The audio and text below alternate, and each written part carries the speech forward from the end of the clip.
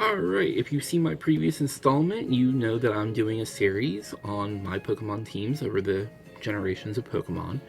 And I'm going to talk about my Pokemon Silver team this time. Um, Thanks to Electronic Gaming Monthly, a magazine that covered video games, because the internet wasn't as big, although I did see some cool stuff on the internet. Pokegods are not real, but that was an internet thing, that was a rumor. Thanks to Electronic Gaming Monthly, I knew like the whole Pokedex for Johto. I was so excited. I already knew the teams I wanted to use. I knew the Pokemon I wanted to use. And well, let's get into it. So I of course picked Cyndaquil because Fire is cool. And I went through. I had to play at night. My first, ever time playing it because after school I had to wait till after dinner, and I was so anxious to get taken to the mall. So it wasn't until like 8:30, and I stayed up till almost midnight, which I never did. I always went to bed at 10 and got up at 6. I was very routine. I still am.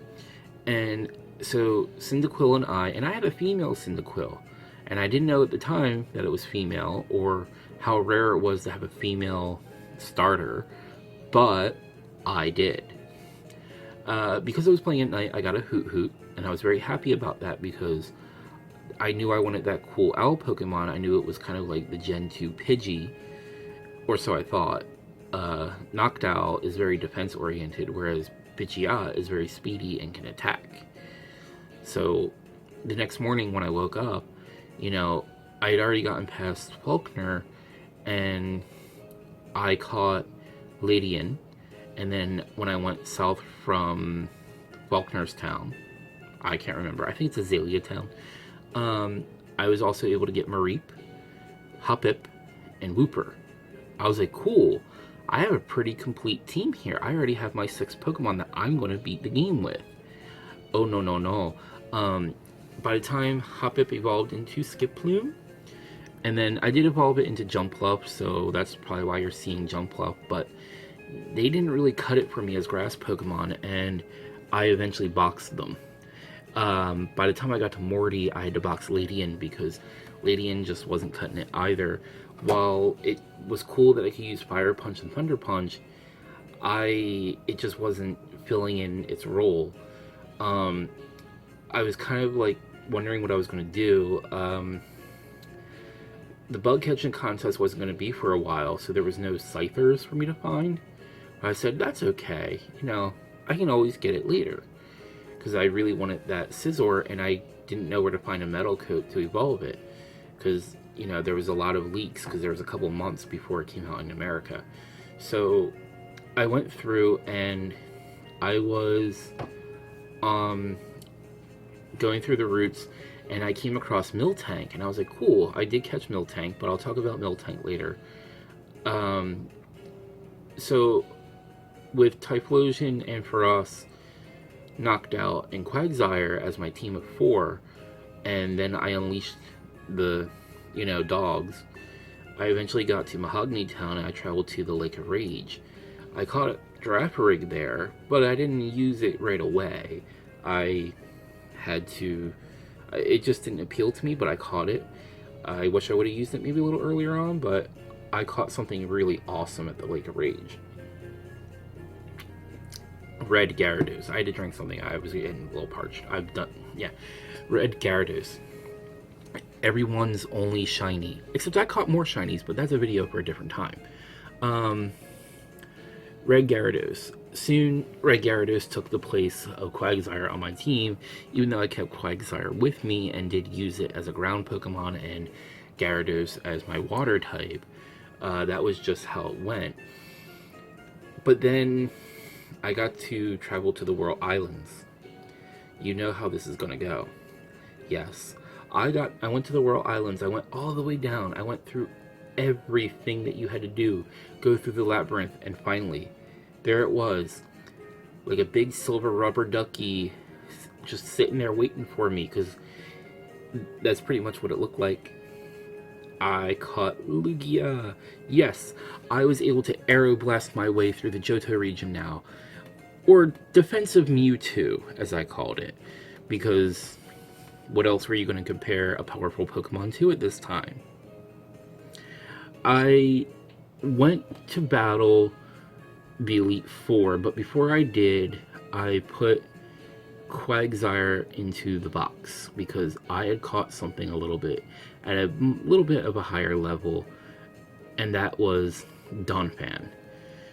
In battling the Elite Four, it was very challenging because it was a different Elite Four. I thought it was going to be the same Elite Four. I apparently didn't read that it was a different Elite Four, so I was not quite ready, and I thought, so I already battled with my rival. Who's going to be the champion? Oh, Lance is the champion. Huh, how about that? Yeah. But I was able to somehow persevere and get through it, and that's how that went. Now, once I found out how to get more steel metal coats, my first metal coat went towards getting me a Scyther. A Scizor. Because I did catch a Scyther at the national park. I didn't come in first place, if I recall, though I did a couple of times thereafter. It was just a pain having to reset, go back in, having to reset, go back in. It was a pain. So I did eventually get a Scizor and then a Steelix, and I liked using those two. And then my Quagsire knew Headbutt, and I had headbutted trees a bunch of times, but I only ever found bird Pokemon. Eventually, though, outside of Azalea Town, you can find a Heracross. So I got Heracross. I started using the Time Machine, and I brought in my Seadra, and I used the Dragon Scale to use Kingdra. So there was Kingdra, and I went back and I found a King's Rock, so I evolved my Slowpoke into Slowking. I enjoyed using him, and I was super nice to Eevee. I took it to get massages every day, and haircuts and everything, and finally, I said daytime, Espeon, and that was really awesome. Like, I had some really powerful Pokemon. I tried using Shuckle for a while. In fact, I used Shuckle quite often just to get the berry juice, because every day you could pick a berry, and I thought having the berry juice was better than potions, even though I didn't use potions all that often. But I also like to collect every item in the game. But I did try using Shuckle. I really, really did. And I did use it quite a bit in Pokemon Stadium 2, but not as often as I would have liked to say. But it is a Pokemon that I did have in my party quite a bit, so I felt the need to mention it. A Pokemon that really surprised me was Girafarig. Girafarig could use Psychic, it could use Crunch, it could use Thunderbolt, and it could use Earthquake. So that was in my Pokemon Stadium 2 teams quite a bit. Bellossom found its way onto my teams.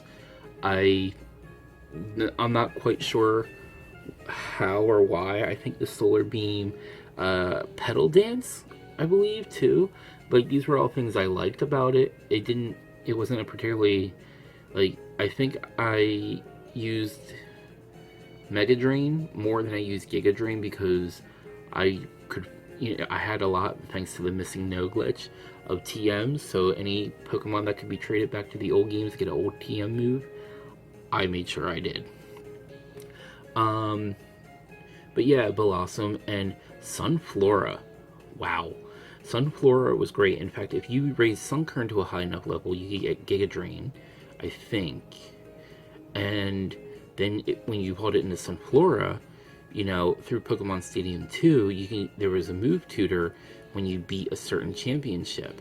So I would have Sunflora with me, and I could have it learn, like, Razor Leaf. I had to learn Solar Beam. Like, there were options to deal with this, so I took advantage. But then Crobat, I liked Crobat, and I don't think I used it all that. Like, I think I taught it Steel Wing. It knew Bite and Wing Attack, but Fly. That's right, it knew Fly. And it was my designated flying Pokemon. Why? Well, because your character would turn into a bat icon, and you could become a bat and fly everywhere. Yeah. That is 100% why I was using Crobat. I did use it in battles, mind you, but I could turn into a bat and fly places. I think I did mention Donphan already, but Donphan got more action after game than during the main campaign. Miltank was a cool Pokemon too because it could take a lot of hits. It had Milk Drink. It's pretty much if you couldn't find a Chansey and evolve it into Blissey, you had Miltank. But Miltank is a lot better, and I tried to take advantage of the demonic power of Rollout. Because if you ever fought Whitney, you know her Miltank is a sinister force of evil. We won't talk about that battle because we don't want to remember that battle, but we all had to deal with it and we all had to get past it. I don't know. I liked Miltank, but its main thing though, in Pokemon Stadium 2, I could use it with Stomp. It would stomp on Pokemon that we use Minimize a lot. And I found when I played, they used Minimize quite often, so I just brought out Miltank and stomped on them. Because Stomp will do more damage to a Pokemon that is used Minimize, and it won't miss. I did catch Suicune. Suicune was a Pokemon Stadium 2 ally for Mirror Coat, and it can learn Surf.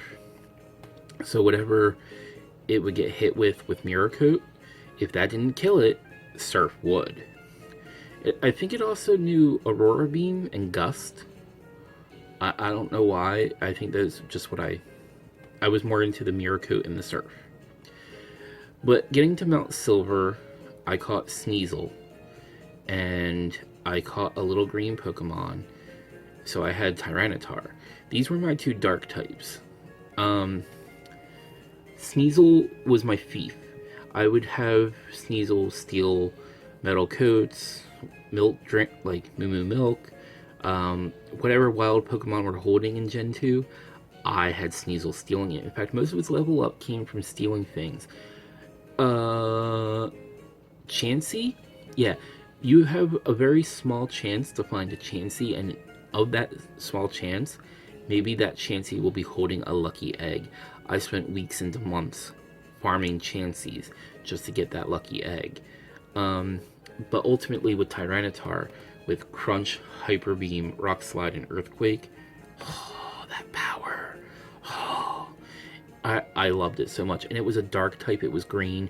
It appealed to all my, nerdy teenage, I want to rule the world fantasies. It was great. I found out in Mount Silver there was a powerful trainer. I didn't like going inside Mount Silver because it was really dark and I just felt there was nothing in there. And I just figured it was a dumb cave with high-level Pokemon and just a place to level up. But I could level up outside of this cave. But I didn't want to use Flash or Strength or whatever to get through. Apparently all you needed was Flash.